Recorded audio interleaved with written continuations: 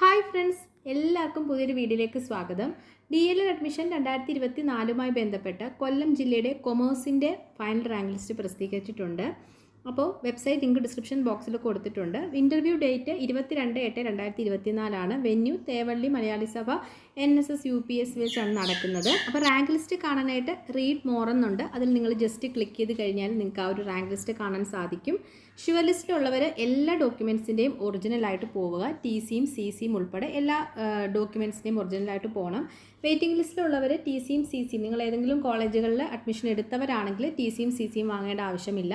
നിങ്ങൾക്ക് അഡ്മിഷൻ ഉറപ്പായതിനു ശേഷം മാത്രം നിങ്ങളത് വാങ്ങിയാൽ മതി. ഓക്കെ, അപ്പം എല്ലാവരും ആ ഒരു റാങ്ക് ലിസ്റ്റ് ചെക്ക് ചെയ്ത് നോക്കുക. നെക്സ്റ്റ് പറയുന്നത് കോട്ടയം ജില്ലയുടെ സെൽഫ് ഫിനാൻസിൻ്റെ ഫൈനൽ റാങ്ക് ലിസ്റ്റ് പ്രസിദ്ധീകരിച്ചിട്ടുണ്ട്. ആ ഒരു വെബ്സൈറ്റ് ലിങ്ക് ഡിസ്ക്രിപ്ഷൻ ബോക്സിൽ കൊടുത്തിട്ടുണ്ട്. ഇവിടെ വന്നതിന് ശേഷം ഇവിടെ നിങ്ങൾക്ക് റീഡ് മോർ എന്നുള്ളത് ജസ്റ്റ് ക്ലിക്ക് ചെയ്യുക. ശേഷം ഇവിടെ കൊമേഴ്സ്, സയൻസ്, ഹ്യൂമാനിറ്റീസ് മൂന്നിൻ്റെയും കൊടുത്തിട്ടുണ്ട്. അപ്പോൾ ഈ ഒരു റാങ്ക് ലിസ്റ്റ് മാത്രമാണ് നിലവിൽ വന്നിരിക്കുന്നത്. ഇൻ്റർവ്യൂ ഡീറ്റെയിൽസ് വന്നിട്ടില്ല. അത് വരുന്നതനുസരിച്ച് നിങ്ങൾക്ക് ആ ഒരു അപ്ഡേഷൻ നൽകുന്നതായിരിക്കും. അപ്പോൾ എല്ലാവരും റാങ്ക് ലിസ്റ്റ് ചെക്ക് ചെയ്ത് നോക്കുക.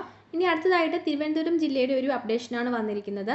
ശാസ്ത്രീയ TTIകളിലെ DLED 2024-26 മെറിറ്റ് സീറ്റുകളിലേക്കുള്ള സെലക്ട് ലിസ്റ്റ് 21/8/2024 ബുധനാഴ്ച പ്രസിദ്ധീകരിക്കും. ഇൻ്റർവ്യൂ തീയതിയും സമയവും ഷെഡ്യൂൾ ചെയ്ത് അറിയിക്കുന്നതാണ്.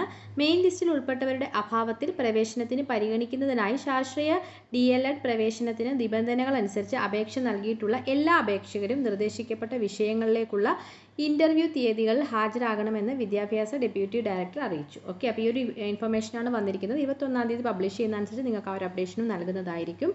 അപ്പം ഇത്രയും അപ്ഡേഷൻ ആണ് നിലവിൽ വന്നിട്ടുള്ളത്. അപ്പോൾ ഇനി വരാനുള്ള ബാക്കി ജില്ലകളുടെ വരുന്നതനുസരിച്ച് നിങ്ങൾക്ക് ആ ഒരു അപ്ഡേഷൻ നൽകാം. അപ്പോൾ ഏറ്റവും ലേറ്റസ്റ്റ് അപ്ഡേറ്റുമായിട്ട് വീണ്ടും കാണാം. അതുവരെ ബൈ, താങ്ക്